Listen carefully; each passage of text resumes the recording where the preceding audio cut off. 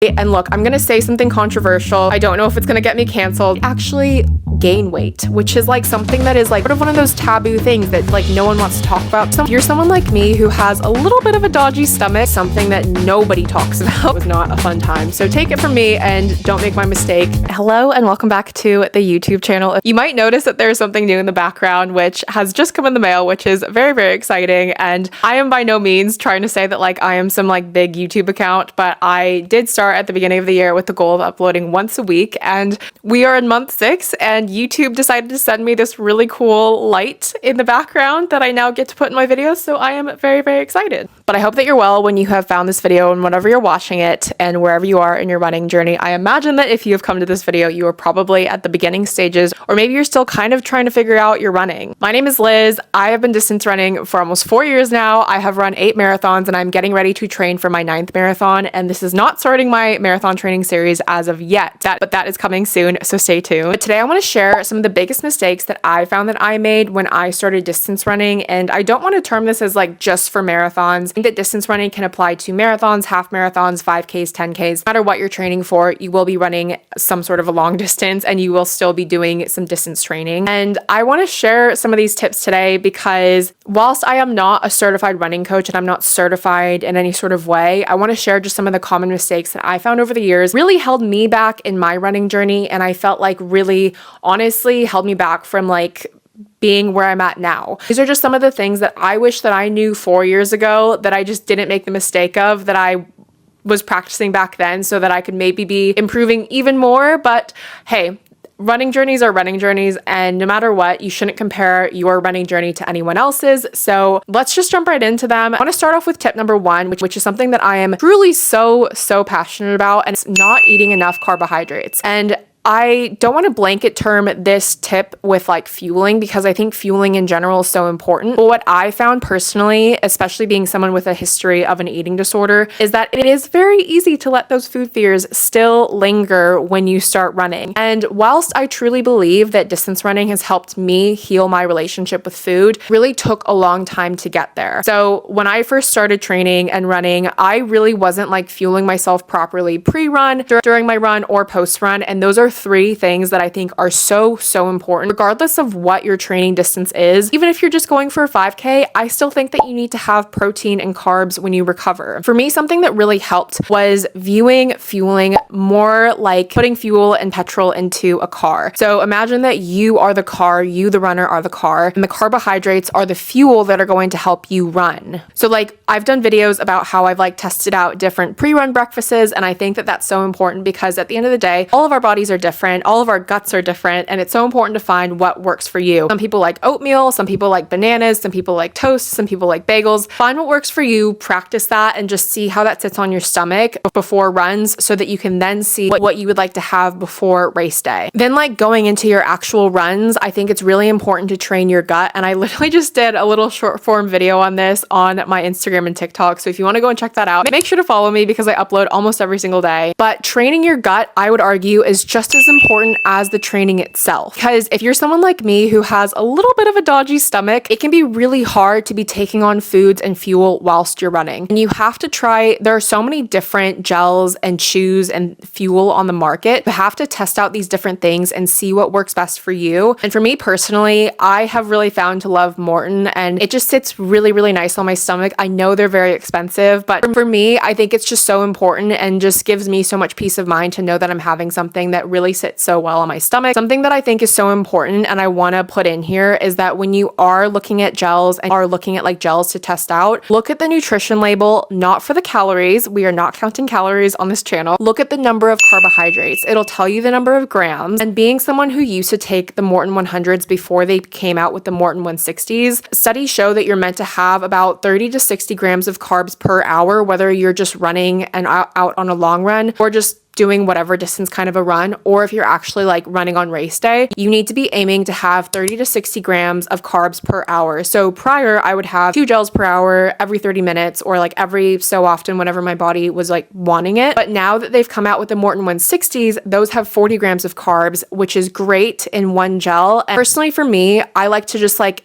find fuel that has more carbohydrates so that I can carry less, and also just so that I'm making sure that I'm getting in my carbohydrates. Post run, I think it's so important not only to get protein in 30 minutes minimum post run, also to make sure that you have a source of carbohydrates. So for example, I love to have like avocado and eggs on toast is like one of my go-tos, and I swear it's just like the same meal that I love all the time. But sometimes I'll mix it up and I'll have like berries and yogurt mixed with protein powder and maybe some like oats as well. Make like a protein yogurt oat berry kind of situation. Kind of just depends if I'm craving like something savory or sweet. Obviously, you can also make a protein shake, which is like a really easy thing to do. Mix a frozen banana with some protein powder, and sometimes I like to add in like coffee just to like make it fun. And yeah, but I think it's so important to fuel your body, because I truly believe that once I started fueling my body more properly, I saw so many big changes in my running. And I think that it's just so important to ingrain in runners. And I think it's important as well, regardless of like whether you think that you need fuel or not. Or like, I know that some runners will say like, oh, I don't feel hungry after a run, or I don't feel hungry before a run. I think it's important to train yourself so that you are fueling and so that you are eating, because if you under fuel, that will lead to burnout, that will lead to low energy, that will lead to fatigue, and at worst, it'll lead to injury. Those are all things that you want to try and avoid by just fueling yourself properly. Now, obviously, this isn't the only thing that helps in sort of like the grand scheme of things with just like your body and like fueling and recovery. I think that another mistake that I made when I started training was not taking an off season. And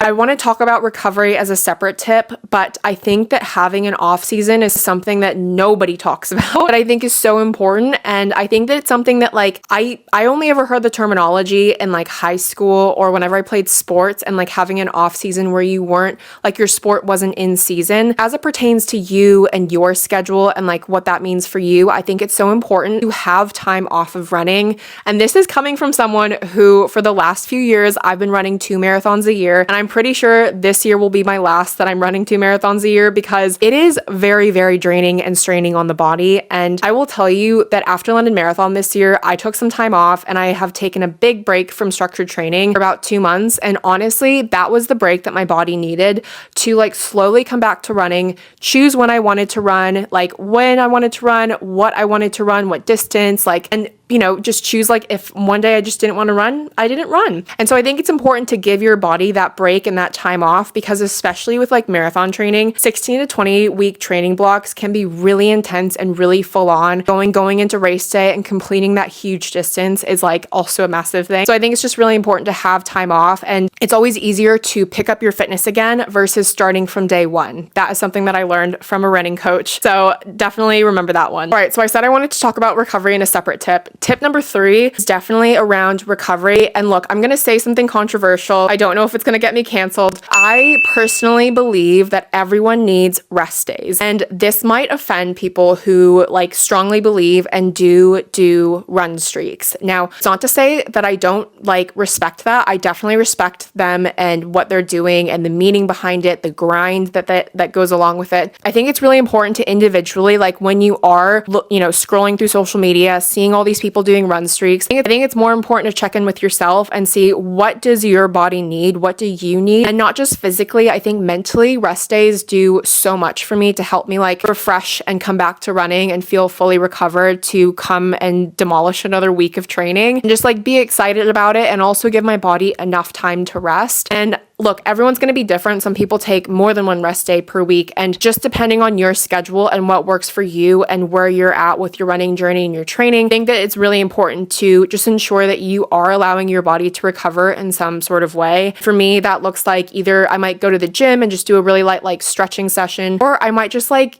go out and like travel somewhere to a different part of the UK, do a hike, maybe just like go out for brunch somewhere and just like have a day where I'm like literally not even like opening my running drawer and putting on any running clothes or any athleisure and just having a nice day out in London. I think it's just really important in like, especially in your training blocks, to allow you to recover. And also like within your training blocks, like having deload weeks where you aren't doing as high of and as much mileage to allow your body to recover in that way as well. I think it's just important to ensure that your body is recovering, because I think if you just like continuously try and push it, it just like leads to burnout, but it also leads to the opportunity to be injured, which is what happened to me last year, where where I was just like doing all these PBs and I thought that I could just like jump into the next training block right after races. And before you knew it, it caught up to me and I got injured and it was not a fun time. So take it from me and don't make my mistake. Make sure that you are giving your body a rest day or recovery time, and just make sure that you're doing that. And yeah, just make sure that you are scheduling that in some way, shape, or form. My fourth tip is to slowly build mileage. Now, I think it's really easy when people first start out in running to want to sign up to like a half marathon, for example, or a marathon, and you suddenly want to like jump in your mileage and like just run these really long distances, go out every single day, try and PB. And that is just such a quick way that will lead you to injury and just like burning yourself out. I think as well, it's really important to remember that there are so many other things that factor into running a higher mileage than just running. But for starters, I just want people to know that like you shouldn't be jumping in your mileage, and your Strava graph should not like shoot up from one week to the next. It should be like a slow build over time. And I'm going to like put in a little screenshot of mine that I have been slowly building because I am very, very proud of this. And this is also coming from someone who in the past, my body has not reacted well to high mileage, and some people don't do well with high mileage. And I'm not saying that high mileage is for everyone. I'm just saying don't try and like do some insane amount of distance that your body's never done before without actually like doing proper training and like slowly building over time. And again, I'm going to say like the other tips that I had mentioned earlier, like sleep, nutrition plays such a huge part in increasing mileage, and like nutrition, especially when you're fueling. I think it's so important that if you do want to run a higher mileage, which I am trying to do at the moment in terms of just like building mileage ahead of like starting marathon training, it's super important that I'm ensuring that I am fueling my body properly pre-run, during my run, and post-run to ensure that my body can keep up with that amount of mileage. But yeah, I think it's just really important to not try and like go out and try and like run really long distances or PBs without like consulting maybe even like a professional or just like one of your friends that might have more experience with running, because I think it's really easy to see all these people on Strava and online and running these like big races and big distances, and you think you want to go out and try and run 35 kilometers or something crazy, and like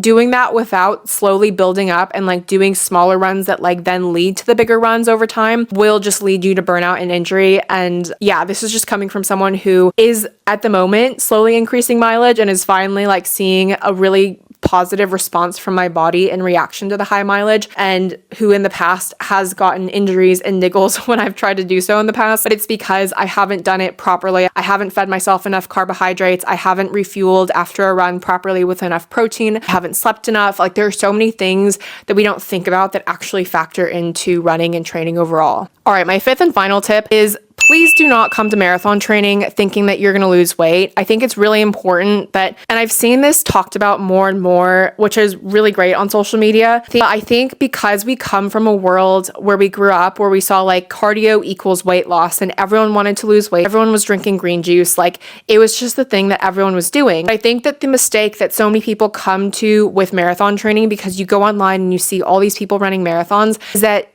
people have to realize you will not lose weight trying to train for a marathon or even running the marathon itself. And like I've been saying about nutrition and fueling and how passionate I am about that, more oftentimes than not, you are either going to just maintain the same weight or you might actually gain weight, which is like something that is like not a great topic that people want to like to talk about. And it's sort of one of those taboo things that like no one wants to talk about because people feel really insecure about it. But truly, if you are doing marathon training properly and you are training properly, that means that you are keeping up with the fueling that your body is asking for so that it can keep training at the level that it is. If you are trying to lose weight, if you are trying to eat low carb or really low calorie when you are running really high mileage and you're building that mileage week on week, I'm sorry, but I'm just going to say like it's going to get to a point where your body's just not going to accept that and it's not going to agree to that. If you've lost your period, if you're a girl especially that has lost their period, that is not normal. And I hate that it's normalized online. I hate that it's something that like girls just talk about as like, oh yeah, you know, lost my period, but like it'll come back. But like actually, if you lose your period, that is such a strong sign from your body. Your reproductive system is not working properly.